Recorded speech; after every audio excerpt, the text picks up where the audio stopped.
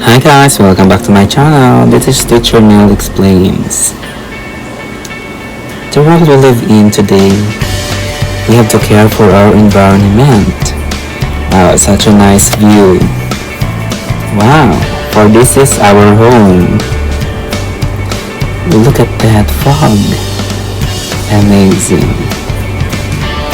It has all we need like food and shelter. See? We will be together to heal the earth. Wow, such a nice beach.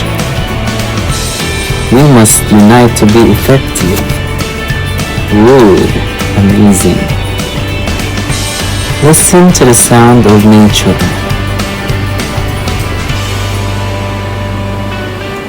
Defy the stereotypes. Ooh, that bird. Wow. Look at that rock, plant trees,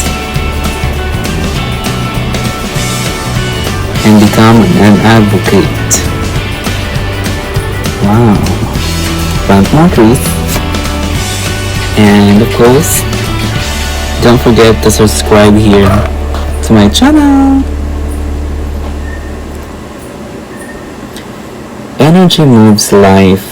The cycle of energy is based on the flow of energy through different topics levels in an ecosystem. Our ecosystem is maintained by the cycling energy and nutrients obtained from different external sources. At the first trophic level, primary producers use solar energy to produce organic material through photosynthesis.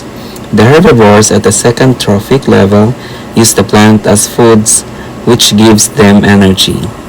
A large part of this energy is used up for the metabolic functions of these animals, such as breathing, digesting food, supporting growth of tissues, maintaining blood circulation, and body temperature.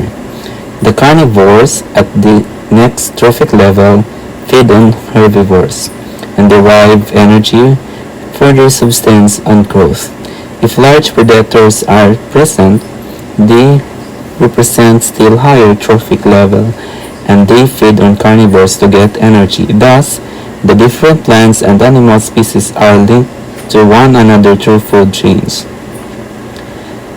Biochemical cycles. All elements on Earth are recycled time and time again. The major elements such as oxygen, carbon, nitrogen, phosphorus, and sulfur are essential ingredients that make up organisms. Biochemical cycles refer to the flow of such chemical elements and compounds between organisms and the physical environment. Chemicals taken from the organisms are passed through the food chain and come back to the soil, air, and water through mechanisms such as respiration, excretion, and decomposition. As the element moves through this cycle, it often forms compound with other elements as a result of metabolic process in living tissues and natural reactions in the atmosphere, hydrosphere, and lithosphere. Such cyclic exchange of material between living organisms and their non-living environment is called biochemical cycle. The first cycle we will talk about is the carbon cycle. Carbon enters into the living world in the form of carbon dioxide through the process of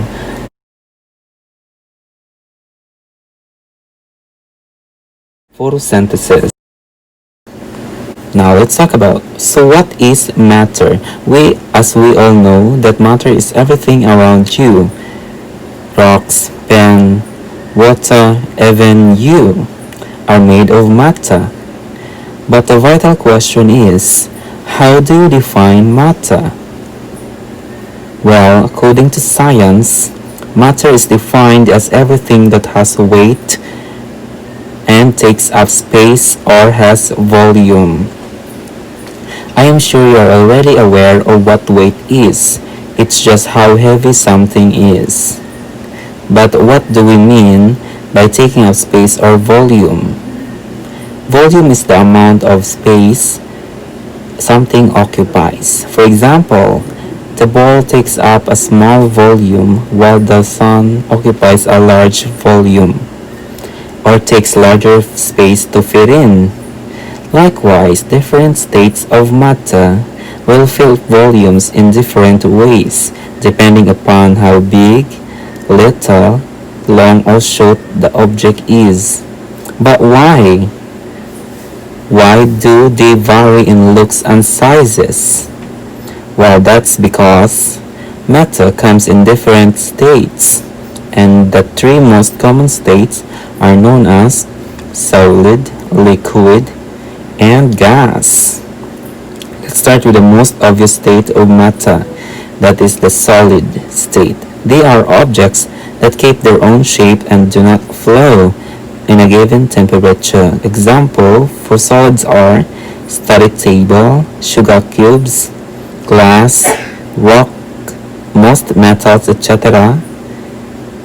Ice is a solid as well, but when it melts it becomes a liquid. Speaking of liquids, they flow, move around a little, and fill up containers you put them in, like a water bottle. So we can say they occupy the space inside the containers we fill them. But what about the weight of the water? Well, we all know that water has weight. If you carry a water bottle with you, and as you drink from the bottle, it gets lighter and lighter, giving you a good idea about the weight of the water. Next comes an interesting state of matter that can't be seen easily, but it's all there all the time, like air we inhale, which is a gas.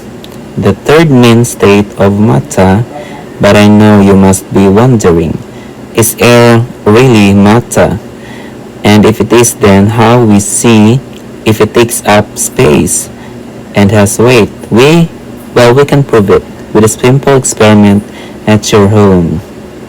To do so, take an empty glass and lower it vertically downward in the vessel filled with water. You will observe that the water level of water inside the glass is less than the level of water outside it. It is because the air within the glass is trapped and does not allow the water to rise up. It means air has occupied the space inside the glass. Now, when you lift the glass inside it, you will see bubbles of air rushing out, and it is replaced by water, hence proving that air occupies space. But how do we show that air has weight? Take two empty balloons and tape them into the ends of meter stick. Then hang a meter stick on a string so that it's perfectly balanced. Now blow one of the balloons and stick it back to the meter stick.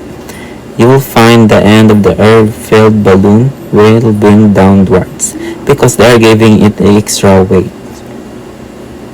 hence proving the fact that air is matter and it has volume and weight. Trivia time. Did you know that there are more than 3 states of matter? Yes, beside the solid, liquid, and gas, there are also 3 further different states of matter that have been created by man. These are plasmas, fermionic condensates, and Bose-Einstein condensates. Question time. Today's question is, what are the 3 main states of matter? Do write your answer in the comment section below and hit the like and subscription button if you haven't yet to be a part of Peekaboo Kids QTVC family and get a chance to get it featured by the end of our videos. So, here are the winners of previous episode. Hope you enjoyed today's episode. Until next time, it's Mr. Dr. Benecus zooming out. Meow. Meow. Meow.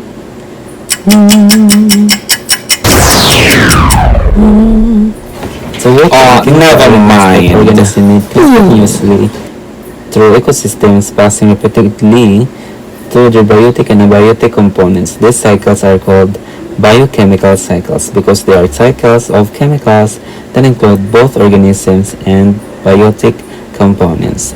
See you there!